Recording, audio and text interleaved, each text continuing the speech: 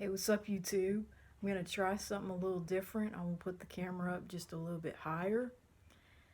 And I think maybe we have just figured it out, how and where it needs to be. So, today I would like to make two videos, actually. Kind of a part 1 and 2 of the same general idea. And the title of this series is going to be Maleness Isn't Me. And what I would like to talk about is how I thought I was trans and why, and the reason that I'm not, which of course I've discussed before. And hopefully neither one of these videos will be too long. Well, okay, part 1 is going to be why I thought I was trans, or why I had given consideration to the idea that maybe I should live as a man, which I no longer think I should. Well, as I've stated before in a previous video, the reasons why I thought that life would be better as a male were manyfold. Not the least of which was, of course, the monthly visitor. And that's a biggie. Because prior to going into puberty, around age 10, I'd have to say, is when it really hit the hardest. Prior to about that age, for the most part, I had been comfortable as a girl, more or less.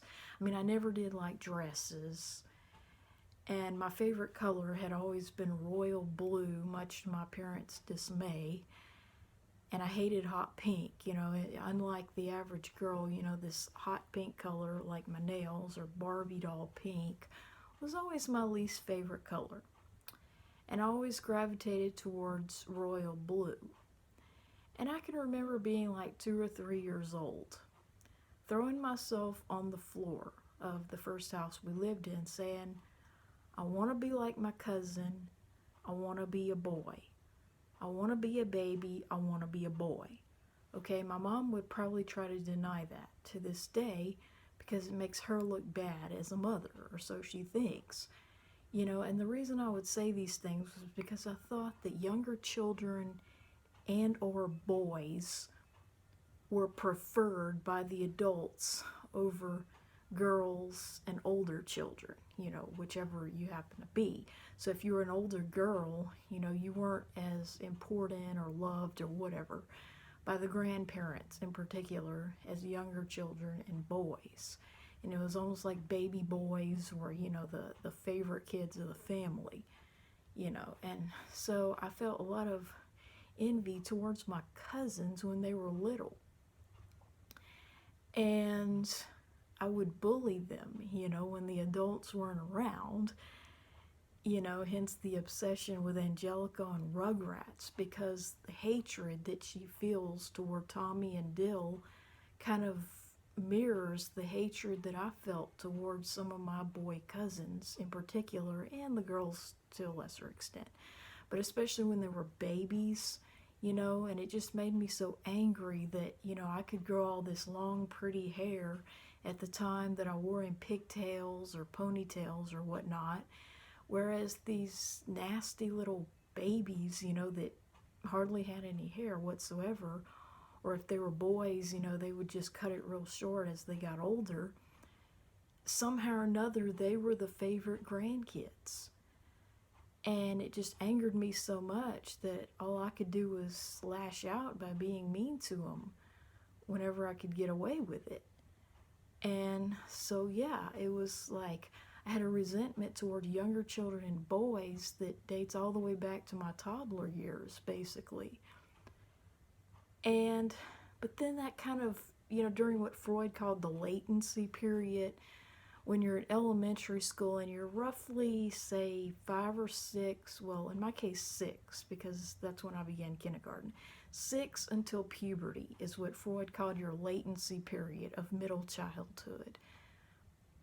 I kind of forgot those feelings to an extent. I mean, yeah, I preferred pants. I hated dresses all my life.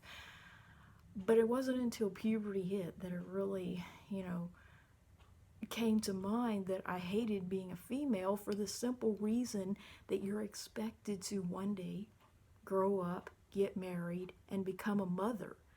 In spite of the fact that it's gonna tear up your body, which I saw firsthand when my mom got pregnant and had my sister. She had a really hard pregnancy. And so, in spite of all that, you're still expected to love a man, to the extent where you would actually go through all that just to make him a father, just to carry his name. And it's like, I hated that, okay? So, above all else, I hated the thought of getting married and having a baby. Out of all the things I would never want to do, I'd say having a baby is the one thing I absolutely would hate, because, see, it would rekindle all those feelings of resentment that I had toward babies when I myself was pretty much an older baby, and it's like I just couldn't do that.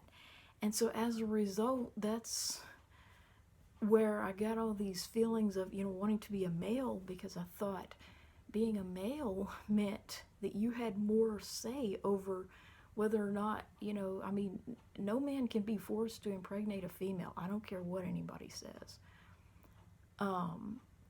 So that's the real reason I wanted to be a male, and I had this alternate identity that I wanted to live as, which I'm not going to say the name here, I'll just say it begins with a consonant, and basically I just wanted to be male, and I planned my whole life around, one day living as a male, for the simple reason that I wanted to be in the driver's seat, when it came to reproduction. And I didn't want anybody to be able to force me into, that which I did not want to do, and still don't. But then when I got my hysterectomy almost 4 years ago, it kind of was like a paradigm shift, to the point where it's like, hey, wait a second. I don't think I'm trans, because, this pretty much alleviated all my dysphoria, pretty much. I mean, I'm not going to say like I don't have, dysphoria about being larger than most women, in the breasts. But for the most part, a lot of that feeling of incongruence with my body just disappeared with the hysterectomy, because it's like the uterus, was what was the cause of all that. And a lot of these anger issues, pretty much just went away.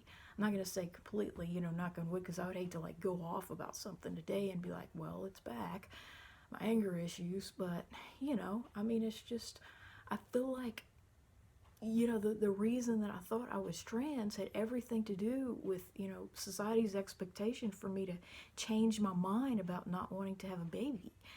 And so I think that's the real reason I thought I was trans, was just all related to that. And so once that became like a non-issue, pretty much, I still get angry about this idea that people think I should want to, or that I should have at some point had a baby. But, for the most part, I'm trying to get out of that thinking. So yeah, that's the main reason I thought I was trans. It's not that I really hated the female role or my name or anything of that nature, because I don't.